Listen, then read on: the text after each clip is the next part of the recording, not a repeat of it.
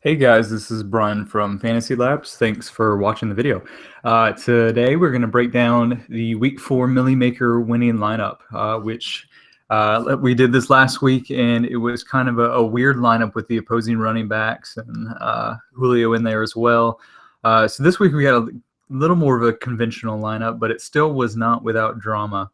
Which kind of leads me to one point I want to make before I start. There's been all sorts of drama and kind of negativity towards DFS, especially this week, and so that's not something that I particularly want to bring up and talk about. I think that there's enough people talking about it and sharing their opinions and being negative about it, and so I kind of want to make this video just about celebrating a user winning, $1 million, which is just kind of a life-changing amount of money.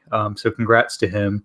And we're just going to talk about that, not about the drama, about the Seahawks and the Lions D and whether people should have switched or any of the other drama, but just kind of a celebration of a guy winning with a great lineup. So let's dive into it. So he started off, and this was user Chipotle. And so he started off with Blake Bortles at quarterback at 1% owned. And what I thought this was interesting was not necessarily that Blake Bortles went off or really did anything, because he didn't even get to 20 fantasy points, which is kind of odd that a quarterback would be under 20 fantasy points in winning in a Millie Maker lineup.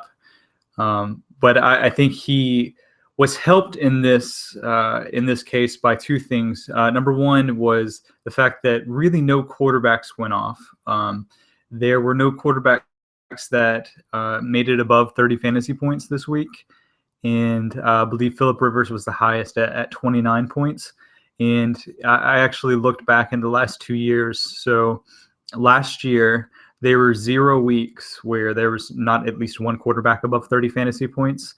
And the year before that, there was only 1 week where there was no one above 30 fantasy points. And so far this year, out of the first 4 weeks, we've had 2 weeks. So half the contests have had no quarterbacks above 30. So I think that has a lot to do with the injuries and with Ben Roethlisberger and a couple of the big name guys, as well as Andrew Luck not performing like we thought he would, and Peyton declining, Drew Brees declining, even though he had a solid week fantasy wise this week. But interesting thing to kind of keep in mind is you're picking quarterbacks the rest of the year that they're not quite as valued as maybe they were in the past. So you can kind of get away with going with one of these lower quarterbacks. So the fact that no one really scored that much at the quarterback spot didn't necessarily hurt him. But I think the thing that made Blake Bortles such a good play not was the fact that it was Bortles or the fact that it was 1%, but it was that it added Allen Hurns to his lineup because he wanted to get that stack. It was interesting that he went with the Bortles Hurns stack instead of the Bortles Allen Robinson stack, and maybe he just did that to be contrarian.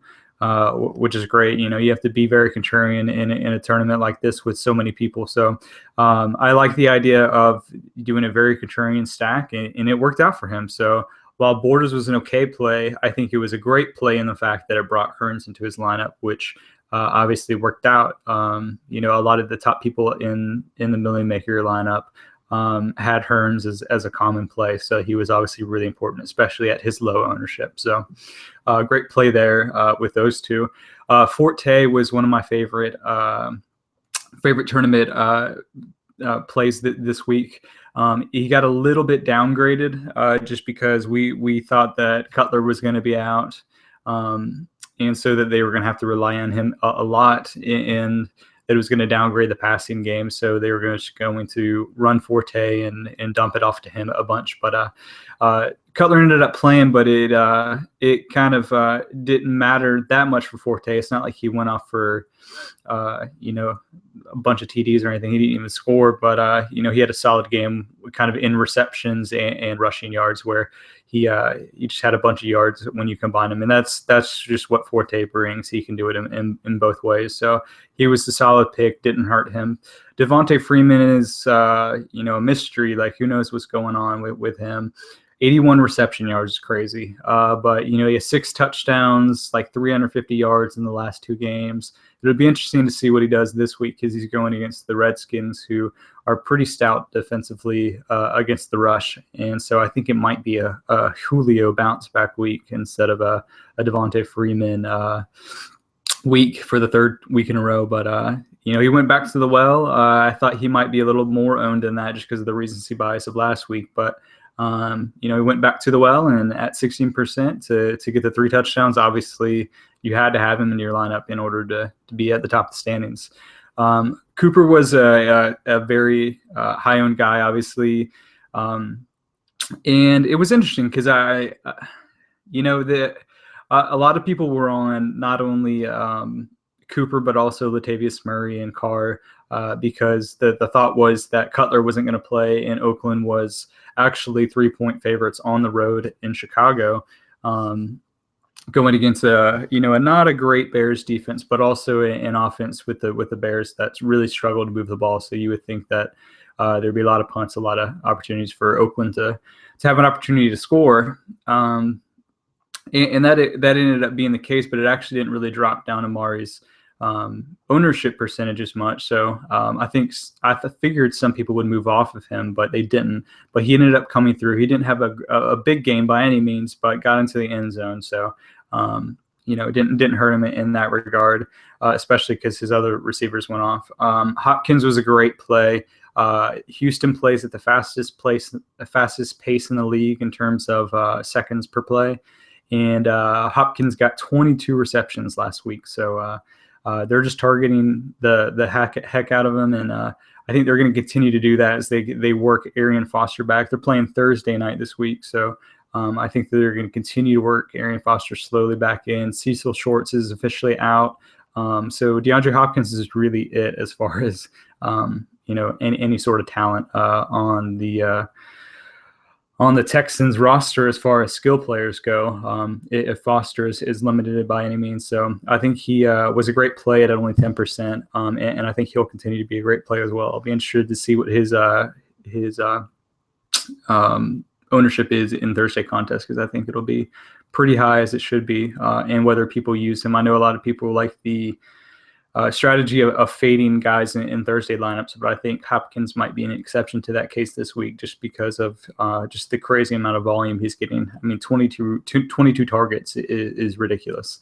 Alan Hearns, we talked about, just from out of nowhere, 2.6% owned with that crazy game. Alan Hearns is kind of always good for one game a year. He had one last year, and this was the week this year. So, good for the people who were on him. He was, kind of a good contrarian play with going against not a great Colts team without Andrew Luck. And, a lot of people were probably more on Robinson than Hearns, but, good stack with Bortles to get those, he hit got a bunch of receptions in the PPR. That's nice, and got over 100 points plus the receiving touchdown. So great play on that.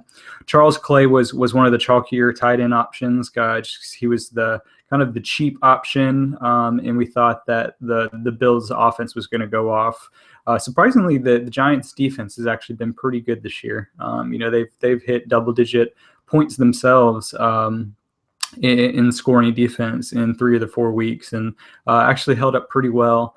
Tyrod and Carlos were obviously the chalk plays, but Clay was all obviously in that as well. So he kind of managed to get off of the Tyrod Carlos ownership rates, which obviously was a big deal because his other players outperformed those guys, but still kept the Clay pick, and he ended up going over 100 yards, and that was big especially with the high number of receptions in the PPR league. So that was important in a week with really bad tight ends. It was really important to hit it, and so he mixed in some contrarian plays with the chalk play, and I really don't mind. I think it's good to figure out which positions you need to be chalky in, which positions you need to be contrarian in, and I think just because of how just bad the tight end position was.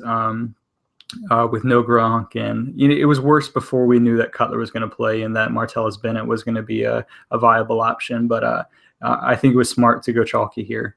And I think he could have gone Bennett, but Charles Clay was, I think, in a similar good spot, but just at a much lower price point, which allowed him to, afford some of the higher guys like Forte, Hopkins, and then this guy Demarius, who didn't have a great game, but again, he's getting guys that are just getting a ton of receptions. So he really just got a ton of volume. So even though it's not like he got a ton of touchdowns to his lineup, and it shows here, like 200 points as a winning DK Millie Maker lineup is incredibly low. That's over 100 points lower than week 3's winning lineup. But it's not about how many points you score compared to 1 week. It's how many points you score compared to everyone in that tournament. And so he did that and won. Seahawks were the chalky play, and he was actually behind going in and needed them to score at least 9 points to win. And I know that there is the drama of the fumble recovery and whether it was a fumble recovery and how they should score that. And again, I'm not going to go into that. But just a great lineup. It was obviously low scoring, but so were all the other lineups. And great job to this user who really hit on some contrarian guys, especially Hearns in the Bortles stack, and just put a really good lineup in and had some drama that he had to sweat and everything. So congrats to him. Life-changing money, $1 million is awesome to see someone take that down. So thanks for watching, and good luck in week 5.